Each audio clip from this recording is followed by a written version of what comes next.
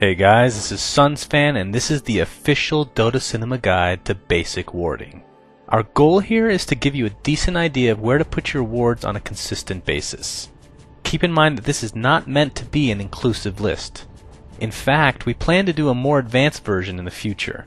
We also will not talk about counter warding here, which will also be in a future guide. And lastly, please keep this at the forefront of your mind. Although certain ward spots may seem more beneficial to a specific side at first glance, they can also be very helpful for the opposing team depending on how offensive or defensive the teams are. Observer wards are a beautiful thing. A pack of 2 costs 200 gold and will give a huge 1600 AoE in vision depending on the spot. Wards are crucial for map control and will last a total of 6 minutes. Because of their usefulness, there is a limited stock of 2 packs in the shop, with a 6-minute replenish time. Rune control. At the top rune there are several wards to choose from depending on which side you're on. As you can see, this top rune is probably the most common and therefore might not be the best choice since the opposing team is expecting it. And although common as well, this ward by the Ancients will see both the rune and the Ancients, which will help set up ganks when an opposing carry is attempting to kill a stack. It's also helpful as a defensive ward for the Radiant, in order to catch anyone going through that route in order to gank the top lane. And then we have this ward by the stairs, which is a lot less common and will not only see the rune, but will also catch anyone trying to come up the stairs for a gank on mid, which of course is very helpful if you are the Dire Persuasion. At the bottom rune, the most common spot to place a ward if you're the Dire is right here. This will both spot the rune as well as any potential gank towards the bottom lane. Keep in mind that most good jungle heroes will counter this right away. These 3 spots are the remaining wards to choose from for the bottom rune. They all give similar vision for the entrance to the Radiant jungle as well as the main avenue for Roshan's pit, which we will discuss further now. Roshan. A lot of the previously mentioned rune wards can suffice for a successful bout with Roshan, but if counter warding comes into play, you may be looking for some less common spots to use. First, let's look at this as if we were on the Dire, where we have 2 potential choices that are very close to each other. The first spot will show most of the entrance to the Radiant jungle, as well as additional vision towards the west, therefore giving you ample time to prepare for an oncoming clash. The second ward is similar in nature, although it won't give you ample time to react. It will, however, give you vision on your own ramp next to Roshan, which can be helpful if you feel the Radiant will use that to initiate. If you're the Radiant, you mostly have to worry about the Dire coming from their secret shop area if they're planning to stop you from rushing. This is why a ward close to their secret shop is so perfect. Firstly, it will rarely get counter warded and will also give you vision with enough time to react to a potential fight. This ward can also be chosen if you feel the east is also a major threat, although it won't give you as much time to react. Lane wards. Depending on how far the lanes are pushed, lane wards can be crucial for any chasing situation.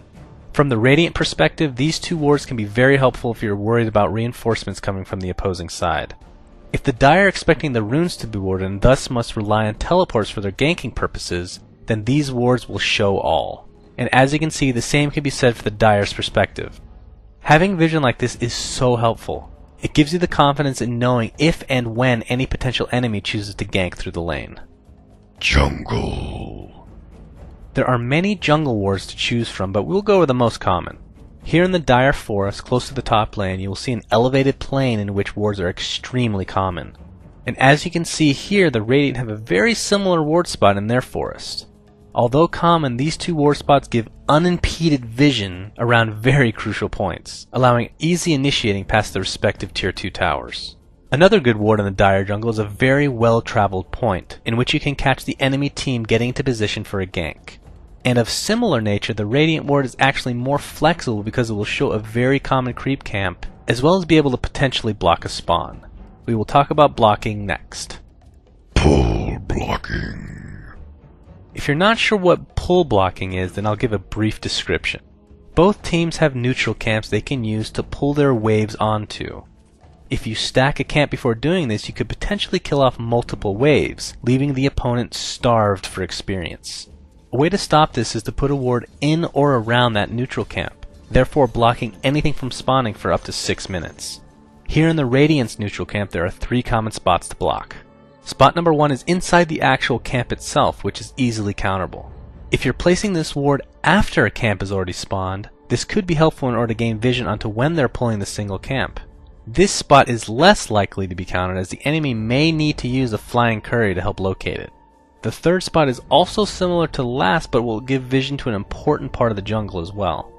In the Dyer's jungle, you can actually pull from 2 camps. The main camp, much like the Radiant, has 3 potential spots to choose from.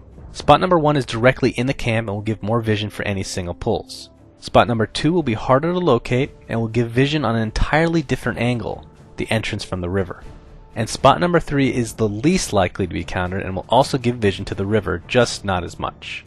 And as I said previously, there is a second camp the Dyer can pull from, which can be warded if deemed necessary.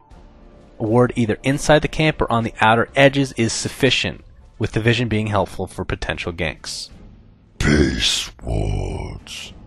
If your team is trying to push in a base tower but you're having a tough time initiating since the enemy team is playing so passive, a base ward may be needed. As you can see from the Radiant base, there are 2 common spots you have to choose from, while the Dyer have the same in their base. Just make sure when you're placing these wards that they're not too close to the tower, or else you'll just be wasting a good opportunity to catch the enemy off guard. Having this vision can be crucial towards the later stage of the game, when you're having real issues trying to breach the enemy's base. Thanks for watching, guys, and please remember to subscribe to our YouTube. Also, a special shout out goes to Flawless for his help in writing this guide. You can check him out at his YouTube, which is linked in the following annotation. And finally, please be sure to check out our stream at own3d.tv/DotaCinema, where you can find tournament shoutcasts, as well as me playing with you. This was SunsFan, and please, have my babies, please.